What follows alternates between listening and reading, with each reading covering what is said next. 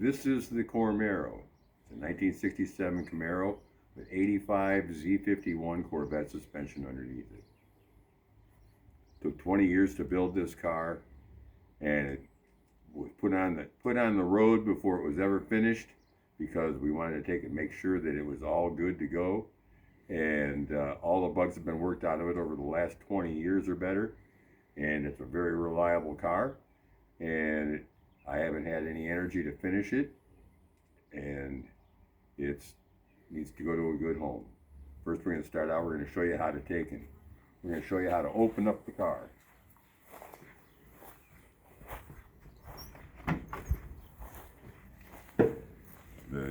Reaching up underneath here, and right up underneath here is the hood latch. That opens up the hood. Here's your hood prop right now.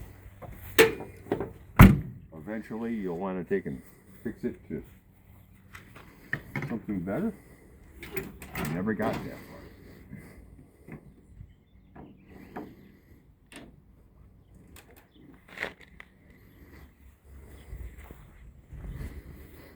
This is a 383 fuel injected electric water pump. It's a well-used engine, but it runs really, really good.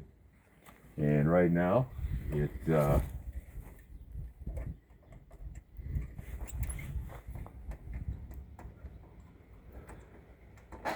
has all new springs that can go on it for this valve springs, new rocker arms.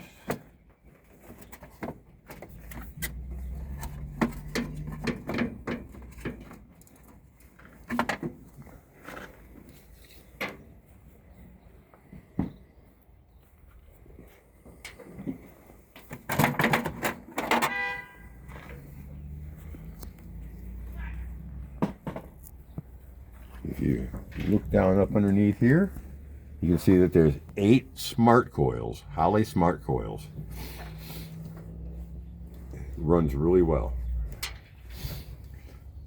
This is the engine. If you look back, you can take and look down, you can see the suspension parts here are all polished. A lot of work. They're all lightened.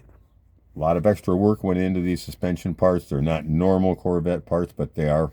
Everything on this car is factory replaceable with original Corvette parts. Everything on a C4 Corvette that fits on a regular C4 Corvette will fit on this car.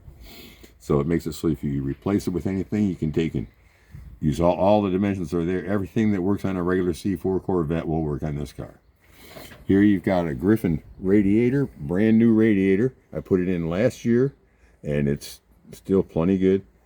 And cooling system on this car is rock solid.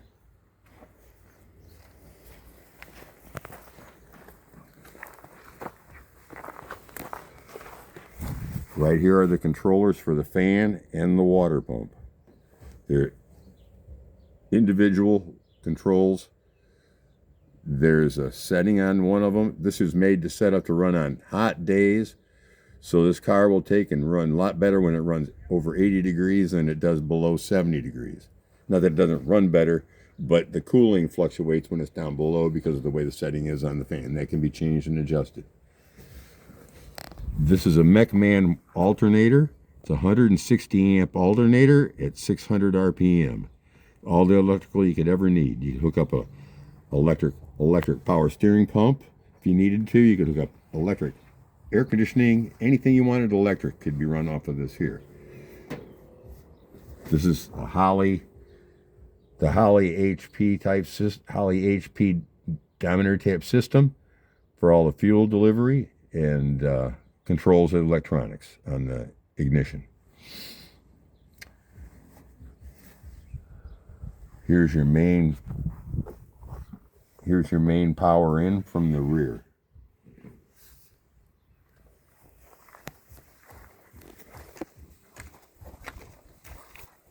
Has 1/2-inch fuel lines all the way to the back. All the hardware on this car is mostly stainless steel. The fuel lines and brake lines are all stainless steel. The fuel cell is over 5 years old. The bladder should probably be replaced, but there's nothing wrong with it. Inside is a Holley fuel mat, which is the large 14-inch fuel mat. This car will never run out of fuel. You can run the gas tank right down to the last drop, and you'll never get fuel starvation. If you look over here, it's a Braille battery. It's got a 200 amp alternator switch on it that you can take and use to take and isolate the alternator if you need to, or if the alternator has a problem, it'll go off. If you look up inside there, you can take and see all the extra space you can use. Eventually, when I want to go to dry sump oil, there's an area back here. If you want to, you can even put the dry sump oil sump in.